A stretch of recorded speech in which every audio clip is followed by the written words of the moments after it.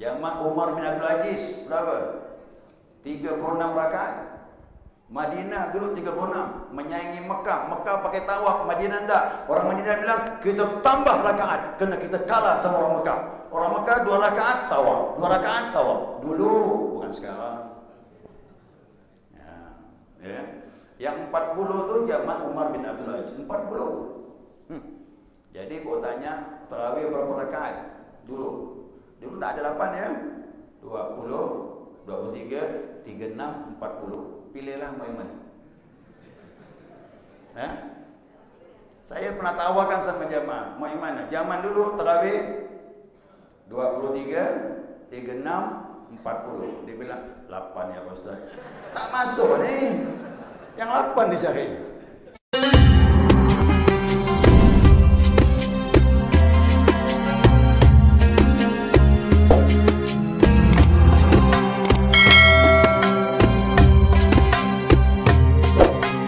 Qala musannif rahimahullahu ta'ala wa nafa'ana bi'ulumihi fid dharain amin.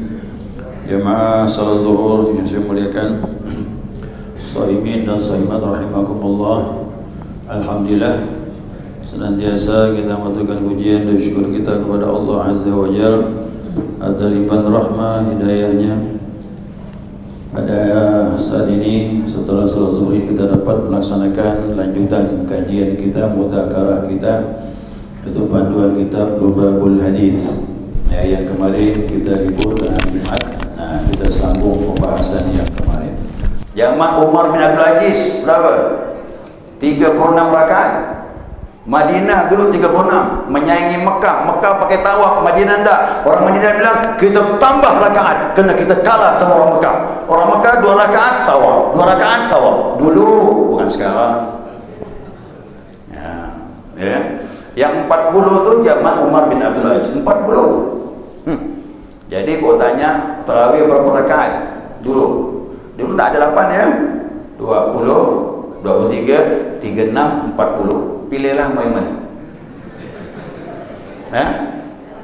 Saya pernah tawarkan sama jamaah, mau yang mana? Zaman dulu tarawih 23, 36, 40. Dia bilang 8 ya Ustaz.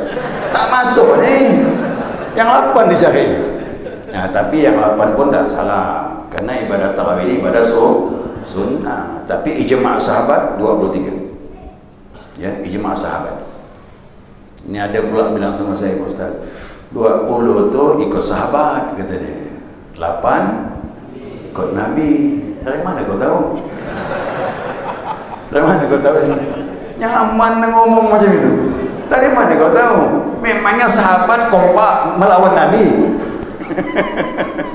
Dia seolah-olah sahabat kompak melawan Nabi. Mana boleh? Ya, dulu waktu Umar menyarankan Abu Bakar suruh buat Al-Quran ditulis, kerana perang Hamamah 70 hafal Quran meninggal. Umar dapat ilham Allah, ini tidak bisanya Al-Quran harus ditulis. Penghafal Quran dua banyak meninggal. Bagaimana caranya? Dibukukan. Datang kepada Abu Bakar, ya Khalifatul Rasulillah, ini mujahid fisabilillah banyak yang meninggal. Yang meninggal hafal Quran 70 orang. Aku khawatir kalau tidak dibukukan ini akan hilang Al-Quran. Nah, karena masih banyak penghafal Quran, mari kita bukukan. Kau suruh aku berbuat sesuatu yang tak dibuat oleh Rasulullah. Begitu Abu Bakar takutnya. Takut Abu Bakar. Wallahi demi Allah, innahul khair. Ini baik untuk menjaga Al-Quran. Beri aku waktu, kata dia. Beri waktu. Tak lama datang Abu Bakar. Baiklah, dapat petunjuk dari Allah. Betul kata Umar, harus dibukukan. Kalau tidak, hilang Al-Quran. Baik, kalau begitu siapa kita datangi? Datang kepada Zaid bin Thabit, penulis di masa Nabi Muhammad SAW. Ya, penulis wahyu. Datang kepada Zaid, disarankan ni, diungkapkanlah maksud orang tua ini. Apa kata Zaid? Mengapalai? Kalau kau suruh aku mindah gunung lebih mudah, kata dia, daripada kau suruh aku berbuat sesuatu yang tak disuruh Nabi Muhammad SAW. Jadi jangan macam-macam. Jangan bilang sahabat kompak melawan Nabi tarawih 40. Ya, hati-hati. Itu perlu pembahasan. Ya, perlu pembahasan. Ya. Jadi apa tadi? Ada nasyat, ada semangat berjamaah, semangat. Apa kita tarawih? Insya-Allah bersemangat. Kemudian yang ke-20, berapa ni?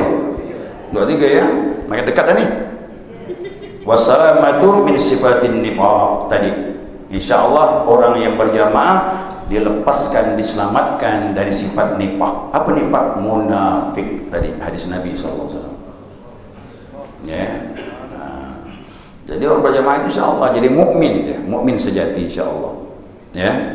Terus 24 mana ni?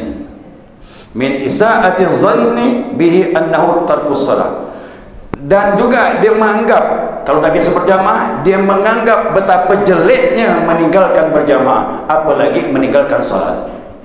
Jadi orang yang berjamaah ini terbangun di hati dia, betapa jahatnya, tak bagusnya orang meninggalkan salat berjamaah, apalagi meninggalkan salat. Itu akan terbentuk di hati insya-Allah. Kemudian yang ke 25, wa niyatu raddus salami 'alal imam, dan meniatkan menjawab salam imam. Assalamualaikum warahmatullah.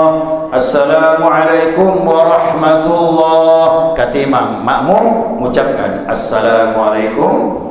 Itu salam kita itu di samping keluar salat menjawab salam imam. Cuma tetap kalimatnya sama. Jangan dirubah. Imam assalamualaikum warahmatullah, assalamualaikum warahmatullah, waalaikumsalam warahmatullah, bukan begitu jawabnya. Cuma niatkan menjawab salam imam, begitu dalam kitab. Ya. Nah kemudian yang sekarang yang ke 26 ini. Tadi 25. Salah tadi, itu 24 dia. Ya, cuma digabung dipisah tadi. Ini yang terakhir. Wal intifa'u bi ijtima'ihim 'ala du'a wa dzikri. Dia mendapat manfaat dengan berkumpulnya waktu doa dan zikir berjamaah. Masya-Allah. Zikir berjamaah, doa pun berjamaah. Satu yang mimpin, yang lain mengaminkan. Satu yang ikhlas, baik yang mimpin atau mengaminkan, didengar Allah, semuanya ijabah oleh Allah SWT. Itu kelebihan berjamaah. Nah inilah 25. Lalu bagaimana yang 27? Berarti nambah apa? Nambah 2. Ini nambah 2. Tambah 2 lagi. Apa doanya lagi tu? Nah, al-insatu inda qiraatil imam. Ya, wal istima'i laha. Diam waktu imam membaca dan mendengar bacaan imam. Jadi imam baca Al-Fatihah, baca surah, kita mendengar, dapat pahala mendengar Al-Quran. Sama dengan musabaqah, sama dengan maulid, qari membaca Al-Quran, kita dengar, dapat pahala. Dan kita disuruh diam. Dalam salat diam enggak? Dalam salat sudah pasti diam, tak boleh ngomong. Dan kita mendengar, menyimak, itu diberi pahala oleh Allah SWT. Dan yang terakhir, yang ke-27. Apa itu 27 ni? Nah, yang ke-27 mana tadi ni? Nah, wa ta'minu inda ta'minihi, ya ini mengucapkan amin, ya ini ketika imam mengucapkan amin. Liwafiqu ta'minul malaikah, agar dia sama aminnya dengan aminnya malaikat. Jadi dua terakhir lain, mendengar bacaan imam sama mengucapkan amin bersama imam. Ini salat apa nih? Yang mana? Nah, jadi hadis Nabi dapatlah kita ketahui. Yang 25 derajat itu salat bisirriyah. Salat yang tidak dikeluarkan suaranya. Salat apa tu? Zuhur dengan asar. Nah, yang 27 itu tambahan dalam salat jahriyah. Salat yang diucapkan, dijaharkan. Kenapa? Karena mendengar dan mengucapkan amin bersama imam. Diharapkan bisa bersamaan dengan aminnya malaikat. Jadi kalau bertanya hadis Nabi bilang 25 derajat itu salat zuhur dengan asar. Kalau 27 maghrib, isya, subuh, kan jelas kan tu. Nah, jadi makanya kita menyimak daripada yang terakhir, amin. Ya, mengucapkan amin. Ini mengucapkan amin. Ini pun kita keliru juga ni mengucapkan amin ni. Saya pernah pergi ke Pulau Serasan. Pulau Serasan tu bagian Pulau Natuna, cuma lebih dekat dengan kita di sini di Pontianak ni. Lebih dekatnya dari Pemangkat. Saya diundang sana Isra Mi'raj. Isra Mi'raj di Pulau Serasan itu lama sudah. Waktu itu ya. Udah kahwin ke belum? Lupa dia. Udah kahwin mungkin. Anak satu masih kecil anaknya. Ya, saya pergi. Nah, pergi ke sana menemani Ustaz Nur, Kiai Muhammad Nur. Di sana saya disuruh jadi imam. Tapi menjadi imam, Masya Allah, imamnya semuanya seragam, aminnya pun seragam. Nah, Nabi menyatakan, ya, idza ammanal imam fa aminu. Apabila imam mengucapkan amin, maka ucapkanlah amin.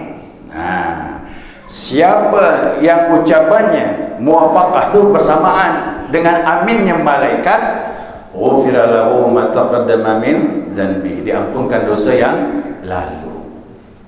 Jamaah kalau kepengin dapat aminnya malaikat, insyaallah dapat pengampunan dosa-dosa yang lalu. Cuman bagaimana caranya? Imam mengucapkan amin.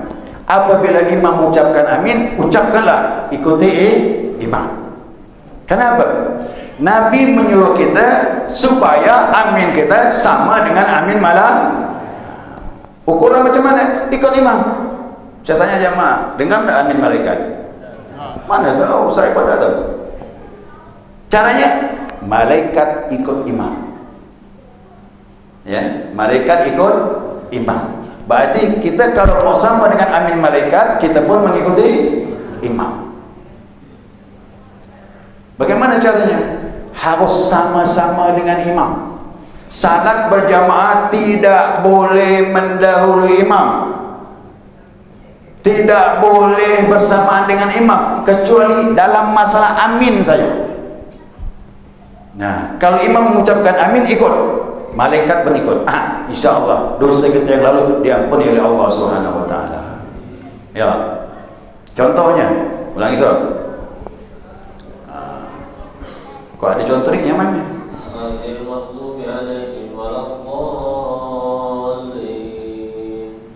Amin. Lagi soal. Fokus sikit lah. Mana kan ibu? Ya.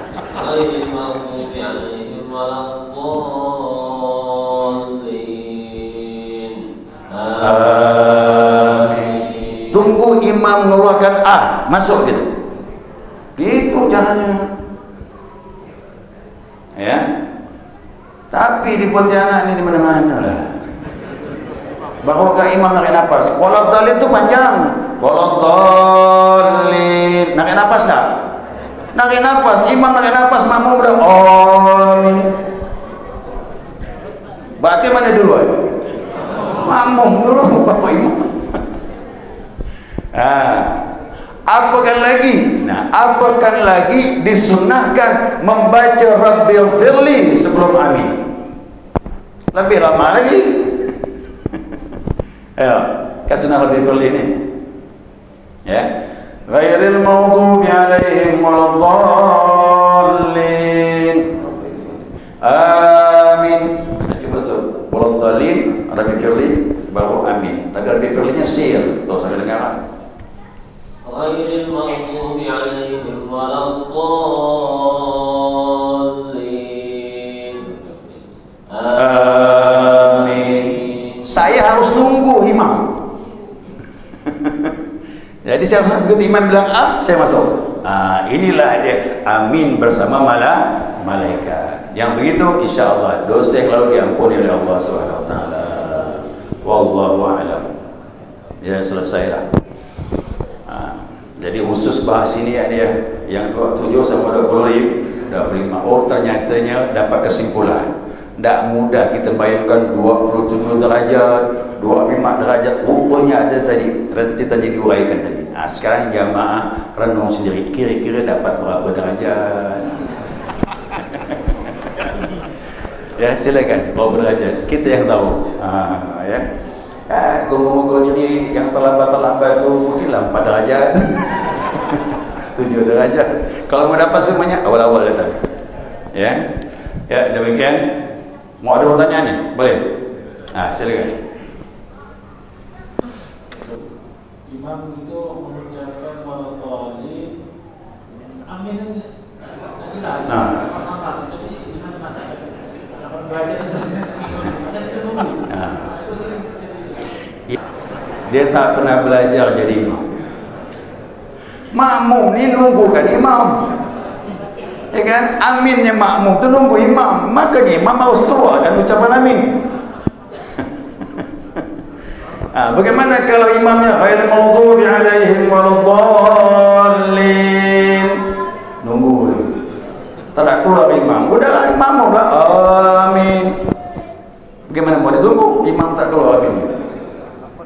Ya, nah sekali itu jemaah ya. Jadi imam ni pun harus belajar juga, karena makmum menunggu aminnya imam. Ya. Ya. Ya, silakan. Assalamualaikum warahmatullahi wabarakatuh. Waalaikumsalam. Tapi bab yang lain ya Ustaz. Bab najis. Kalau ada genangan air Ustaz, genangan air di jalan, dan genangan itu agak luas gitu Ustaz, jadi kita tak bisa menghindar daripada genangan tersebut. Ya. Lalu genangan tersebut dilewati anjing atau dijilati anjing Ustaz. Jadi gimana kita yang lewat di jalan itu juga supaya terkena genangan air itu? Apakah kita kena najis mukhalafah atau tidak? Ya. Yang menyebabkan kita ni najis, ya, apabila sesuatu itu yang kita tahu nyata betul. Zan, sangkaan tak berlaku. Ya, hukum tu qat'i, dia bisa memutuskan kepastian. Tak bisa zan, sangka-sangkaan tak jatuh hukum. Nah, kalau kita jelas betul memandang ada genangan air, ada kotoran anjing atau anjing pernah lewat di situ, nah maka di situ terjatuhlah najis mughalladhah. Tapi kalau zan, sangkaan tak berlaku, ya, sangkaan tak berlaku, maka hukum fikih itu satu kepastian. Satu kepastian. Oh, situ ada kotoran anjing, kotoran apa lagi? Ada anjing, sempat tidur situ, dah kena genangan, maka dia kena najis mughalladhah. Kalau kita mandang langsung atau dapat berita dari orang yang kita percaya. Kalau zan, sangkaan tak berlaku. Mohon maaf nih, fikih bicara begitu. Fikih ni hal yang pasti-pasti, ya, hal yang pasti-pasti. Yang tak pasti jangan ambil hukum asal dia, ya. Seperti wudu ni. Nah, kan ada orang ragu wudu. Tadi salat maghrib masuk waktu isya, bertanya dia, masih ada ke tak wudu aku? Masih ada, hukum asal. Kena ragu tak berlaku. Ya, ragu tak berlaku. Berarti wudu masih. Kalau mau isyak salat boleh. Kalau mau mengulang pun tidak masalah lah itu. Cuma secara hukum, keraguan tidak menjadikan hukum. Kecuali yakin tadi buang angin, baru batal. Tapi merasa tadi aku buang angin kan enggak, ya, ambil hukum asal. Asalnya ada hukum. Hukum begitu. Fikih seperti itu. Allahu a'lam. Selesai dah ni. Itu dia.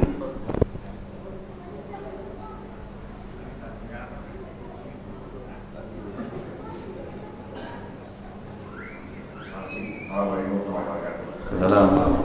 Belajar itu pertama untuk diri kita dulu, ya, udah kita betul, kemudian kita perbaiki yang lain, termasuk pengurus masjid, beri saran, selektiflah cari imam, ya, di antara masjid ini siapa sih yang terbaik di situ, prioritaskanlah dia jadi imam. Kok ini berhalangan, nanti kedua si anu. Yang kedua berhalangan, yang ketiga si ini. Kalau begini, insya Allah aman. Dan masjid sudah mengetahui siapa-siapa orang yang sudah dipilih menjadi imam. Tak 3 orang, 4 orang, 5 orang. Dan imam ini dia harus belajar. Karena kalau tak belajar, kacau nanti. Nah, jadi imam pun harus belajar bagaimana cara menghadapi hukum. Kalau lupa tahiyat awal, apa tindakan? Kalau ragu rakaat, apa tindakan? 3 rakaat salam, belum cukup 4 rakaat, apa tindakan? Harus paham tuh. Ini takutnya makmum lebih paham dari imam. Nah, saya takutnya gitu. Kalau makmum lebih paham dari imam, kacau jadinya. Nah, imam yang ngerti langsung mau rakaat. Imam makmum mau rakaat pun jadi fitnah juga. Nah, yang lain mandang, kenapa dia keluar? Berarti ada yang salah nih. Nah, yang lain mencari kesalahan. Ini kau dapat dijaga dalam sholat berjamaah. Maka kau dapat selektif dari imam dan segi bacaan dan lain sebagainya. Nah, kemudian juga begitu, mengucapkan salam dan sebagainya. Itu semuanya majelis taklim. Ranah-ranahnya pengajian. Siapa pun orang tanpa terkecuali. Apalagi yang diberi amanah jadi imam, duduklah belajar. Duduklah belajar. Nih, pernah nyampaikan sama saya di Masjid Al-Fajar. Masjid Al-Fajar. Saya pun sering ke sana mengajarkan Al-Fajar, termasuk paling lama saya ngajari Al-Fajar. Ini dari pondok, khatibnya dari pondok, pesantren. Nah, dia khatib bagus, tapi begitu jadi imam, mohon maaf, waktu dia sujud ini kan 7 anggota, dahi, 2 telapak tangan, 2 lutut, dan jari perut jari kaki. Ingat, perut jari kaki, perutnya. Jadi begini dia, minimal menancap. Ternyata imam itu kukunya yang menempel di lantai. Paham gak? Nah, kukunya yang menempel di lantai, bukan perut jari kaki yang menempel ke lantai. Nah, kalau buka fikih itu jelas perut jari kaki, bukan jari. Dia perut jari kaki, minimal dia menancap. Nah, yang jamaah ini udah belajar. Gimana? Kritislah jamaah tuh, menegur. Ustaz, tadi saya lihat Ustaz ni kata sujud ni kakinya, mohon maaf, bukan perut jari-jari yang menempel, tetapi kuku kaki, punggung kaki yang menempel ke lantai. Oh, itu khilafiyah katanya.